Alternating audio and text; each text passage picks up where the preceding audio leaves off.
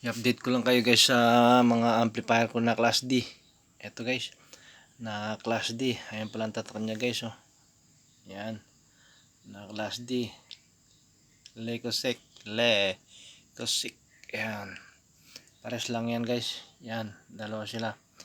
Ito naman guys, ang channel nito guys, 4 channel na 2000 watts. Yung sa atin, kung sa Pilipinas guys, may Broadway. Dito naman guys sa Italia guys, yan Lecosec, nasa Italia tayo guys. Nasa ibang bansa tayo. Yan guys, ang watts yan guys, 2000 watt per channel. Yan, dahil 4 na kanal yan. Yan, mga bago. Dahil hindi pa masyadong nagagamit dahil wala tayong panggamit guys. At ito naman guys, ang isa, 4 channel din. Ito yung pang mid guys. Yan. Na 1650 ang isang watts niya, ang channel na isang channel. Ang guys, yung mga capacitor niya sa loob marami. Yan, hindi natin masyadong makita. At ito naman guys, din na 4 channel din na class D. Yan, na amplifier guys. 1U na amplifier guys, manipis lang. Yan, oh. Kita nyo guys, manipis lang. Kahit dito guys, manipis lang din. Ay dyan. Yan. Ito guys, talagang ito 2000 watts yan guys, na per channel. Yan. Yung isa, hindi pa natin mano guys, nakakaunt pa dahil wala tayong paglagyan din guys dahil masyadong mahaba yun. Yun naman guys, 3000 watts ang per channel niya, mahaba. Pag may time ako guys, buksan natin. Ayan guys, oh. Ito guys, lumagpas na siya dito. Yung isa, ayan. Ayan. Tapos yung isa, ayan, katataman lang. Ito naman yung isa guys, oh.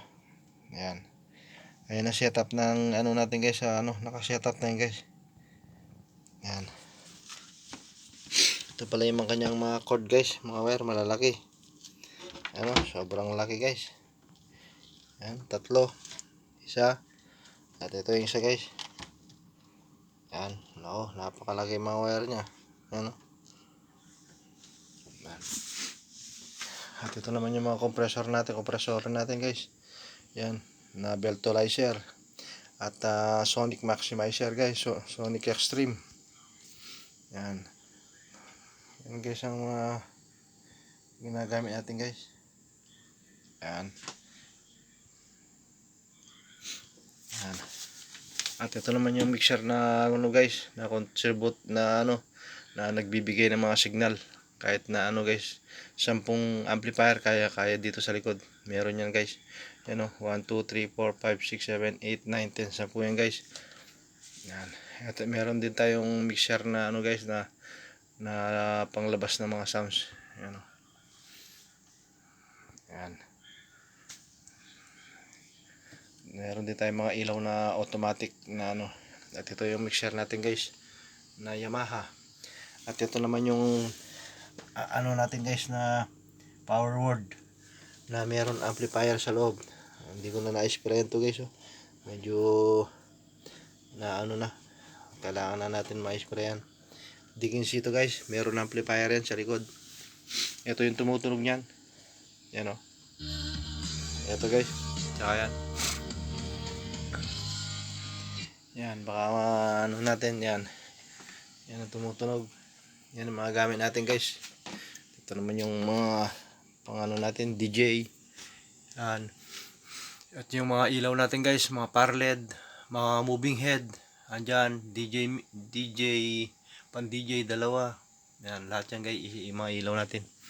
At yung mga computer natin guys, na paglalagyan natin ng mga sounds. Yan. Yan guys. At ito din ang ginagamit natin, isang computer guys. Yan. Yan. At yan. Ito guys, may amplifier sa likod dyan guys. Ayan, oh. Nakita nyo guys, meron na, naka-setup na. Yan. Ang watts pala nito guys, 1200 watts ang niya, maximum ng base. Yan. Yan. Yan. Saka yung dalawa guys. Yan.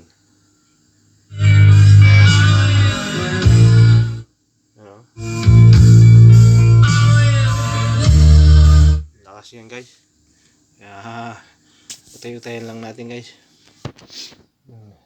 Yan. Yan lang ang gamit natin guys. Ito, nakaset na yan guys. Ito yung crossover natin. Ayan, ba natin yung drive rack at crossover at ano guys.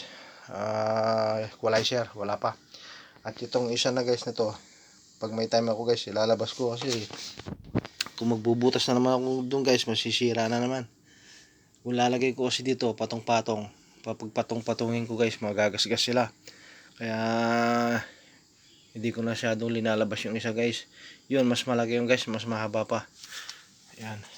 Ayan. Mas mahaba pa siya dito guys. Medyo lagpas pa siya sa gunong ganito konti. Ayan guys, ang setup natin. Oh. Ayan.